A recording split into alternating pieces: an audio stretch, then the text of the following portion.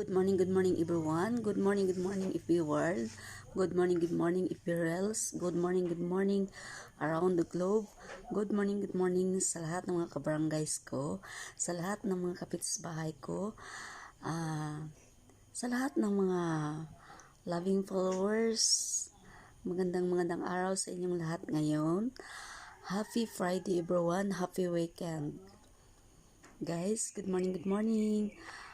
Thanks God for a beautiful day. Thanks God for a new day. Thanks God for a new blessing day. Thanks God for the everything that providing to us, no? Magpapasalamat tayo kay God, guys, no? Every day na si God ang nag-provide sa lahat ng pangailangan natin, guys. So, praise God, praise the Lord, hallelujah, thanks God, no? Naginising tayo ng bagong araw, bagong magandang araw, peaceful na araw. Oh, guys, ang ganda ng araw, diba, guys? So, thanks God for a new day. Thanks God talaga, no? Na magpasalamat tayo kay God, guys. Purihin natin at magpapasalamat tayo lagi sa ating pagising, guys, every day na si God ay nag-provide sa ating pangailangan araw-araw, guys, no? Magpapasalamat tayo talaga, guys, no? At ngayon nakakasalita tayo, buhay tayo. So, maraming salamat kay God na binuhay tayo, diba, guys? At kahit maraming pagsubok sa buhay natin, guys. Especially na ngayon, guys, diba? Ang mahal-mahal na, ang taas-taas ng mga bilihin. Especially sa bigas, ang pangailangan natin araw-araw, 2,008 ang bigas. So, guys, nung pagsubok lang yan, i-pray lang natin kay God, i-trust lang natin kay God, guys, ang lahat. Kasi siya, alam na niya kung ano ang pangailangan natin. So, kailangan natin lang mag-pray, mag-trust kay God, guys, ha? So, wag lang tayo magdibdib, wag lang tayo magmukmuk sa sa higad-higad. Wag lang tayo magmukmuk or mag-isip na ay ano na ba nangyari sa mundo. Pagsubok lang yan. So, smile lang natin. I-pray natin yan, guys. I-trust kay God. Kasi alam ni God ang pangailangan natin araw at alam na niya kung ano ang i-pray natin. So, God is always answer our prayers. Especially na mag-trust tayo, mag-pray tayo every day, no? Every time, every minute, magpapasalamat tayo kung ano ang natanggap natin, guys. Diba? Yan lang, guys. So, mas marami pang blessing ang dumating sa atin, guys. Pag binigyan natin ang time sa pag-prayer, sa pag-praise to God, praise the Lord, no? Na natanggap natin ito ganitong araw at sa healthy natin ngayon, no? Every time, every day magpapasalamat tayo kay God kasi binigyan tayo ng healthy at ngayon, no? Nabuhay tayo at kahit anong mga maraming pagsubok na daanan natin ay survive pa rin tayo, guys, diba?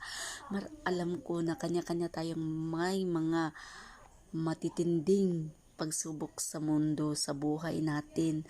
So ako, guys, maraming pagsubok na matinding pagsubok na dinadaanan ko. So, thanks God, praise God, na dito pa rin ako buhay at nakakasurvive ako, guys. So, di ba, guys, grabe ang nadadaanan ko sa buhay ko as nakaasawa ako ng Muslim. At thanks God na dito na ako nakabalik sa lugar ko at nakatrabaho ako sa ibang bansa. Grabe ang pagsubok na dinadaanan ko, guys, no? How many years na dinadaanan ko ang hirap-hirap ng isang OFW ang trabaho doon, guys.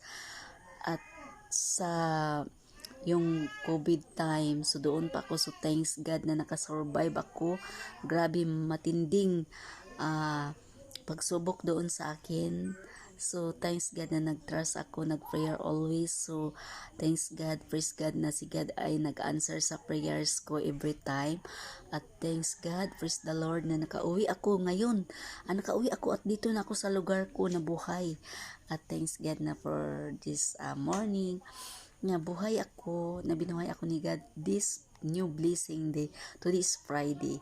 So, magbigay tayo kay God ng thanks God, praise God, hallelujah for today, no? So, ganyan, guys, no? Ganyan, everyday, guys, ginagawa kong ganyan. So, lahat ng pagsubok, guys, ay madadaanan natin. Ang ating life, guys, no? I-trust natin kay God. prayer always is powerful, no? God is answering sa ating mga prayers kasi alam ko na si God ay alam na niya kung ano ang ating iniisip at ano ang ating mga pangangailangan araw-araw. So thanks God na si God na kahit anong hirap man ang dinadaanan natin, kahit anumang pagsubok na dinadaanan natin, thanks God, at nakasurvive tayo, di ba guys? So alam ko na kanya-kanya tayong may matitinding pagsubok sa buhay.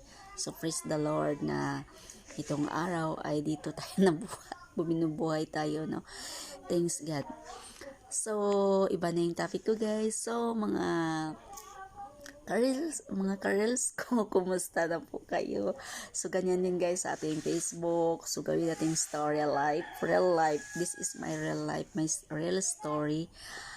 Like my yung story life ko na ito yung sa ni-share ko dito sa Facebook or sa video reels ko guys, no? Ganyan talaga guys, 'di ba?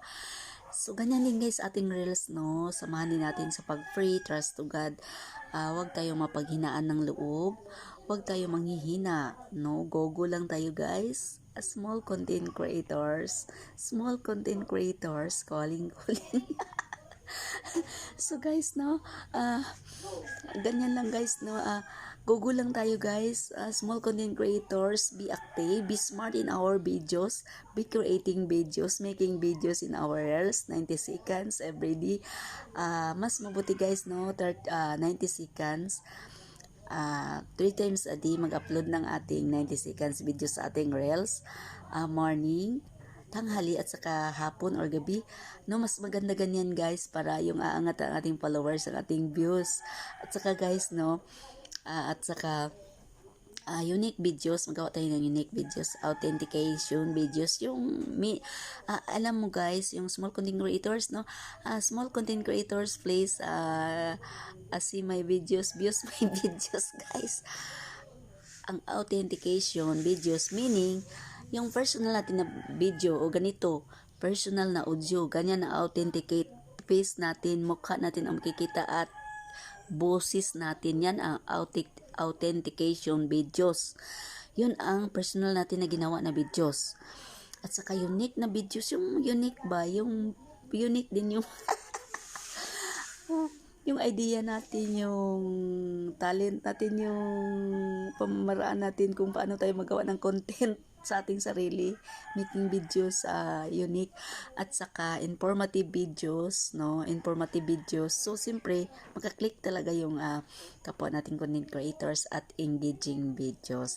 So kung ano ang makukuha nila dito sa videos natin guys, i-comment down nila yun ang engaging videos. So may natutunan sila or may nakukuha sila kahit konti naman sa videos ko. Panoorin yung videos ko guys. So may matutunan din kayo na konti. So i-comment down guys kung ano ang natutunan nyo. Yun ang engaging content sa Reels, no? Ganyan guys. So kung nagustuhan mo itong video ko guys, please i-share nyo naman guys. Ganyan lang guys, diba? I-enjoy lang natin ang life natin dito sa ating video reels, no? Wag naman seryosoin masyado. So enjoy lang natin dito at wag tayo magmadali sa ating goal. So kahit dahan-dahan, so everyday lang tayo updated upload sa ating video reels at sa ating long form videos guys, 'di ba? Wag tayo ma-stress or ako nga marami na akong followers, no, sa aking page. Please follow my page, Norsida Cooking Arabic Food. Alam mo guys, 36k followers na ako sa Norsida Cooking Arabic Food. Hindi pa ako na-monetize.